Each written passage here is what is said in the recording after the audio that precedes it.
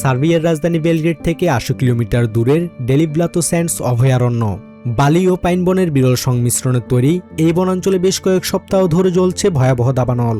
ভয়াবহ এই দাবানল নিয়ন্ত্রণের বাইরে চলে যাওয়ায় রবিবার ইউরোপিয়ান ইউনিয়নের জরুরি সিভিল প্রোটেকশন মেকানিজম সক্রিয় করেছে সার্বিয়া।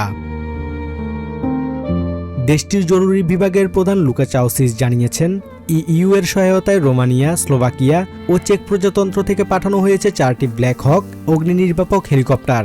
পাশাপাশি জার্মানি ও রোমানিয়া থেকে এসেছে 124 জন দক্ষ অগ্নি নির্বাপক কর্মী ও 39টি বিশেষ সামরিক অগ্নি নির্বাপক যান। ইইউ এর পাশাপাশি দাবানল নিয়ন্ত্রণে অংশ নিয়েছে রাশিয়ার একটি বিশেষ IL-76 অগ্নি নির্বাপক বিমান।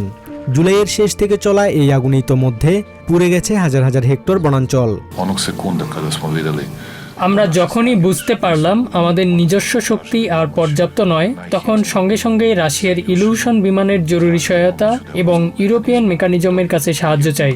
দুটি সহায়তাই আমরা পেয়েছি এবং প্রতিটি মানুষের জীবন ও প্রতিটি ঘরবাড়ি রক্ষা করতে পেরেছি, যা ইউরোপের অন্য কোথাও সহজ ছিল না।